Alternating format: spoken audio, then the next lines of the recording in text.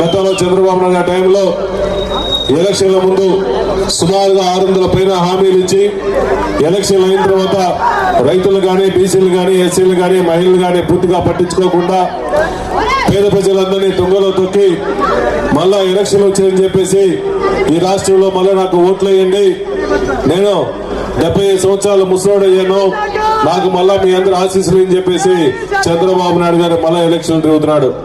అయ్యా చంద్రబాబు నాయుడు గారు, ఈ రాష్ట్రంలో నువ్వు చేసిన మోసం చాలు. ఈ రాష్ట్రంలో పేద ప్రజలు నిన్ను ఎవరో నమ్మరు. బీసీలు కానీ, ఎస్సీలు కానీ, రైతులు కానీ, పేద ప్రజలందరూ నిన్ను నమ్మే పరిస్థితి లేదు. ఈ రాష్ట్రంలో ఓన్లీ ఒక వైఎస్ కుటుంబాన్ని తప్ప పేద ప్రజలు కానీ, బీసీలు కానీ నమ్మే పరిస్థితి లేదు. ఎందుకంటే ఈ రాష్ట్రంలో పేద ప్రజల కోసం అండగా ఉండే నాయకుడు, ఈ రాష్ట్రంలో మాట మీద నిలబడే వ్యక్తి, ఒక్కసారి హామీ ఇస్తే హామీ కోసం ఎన్ని కష్టాలు వచ్చినా నష్టాలు వచ్చినా రాష్ట్రంలో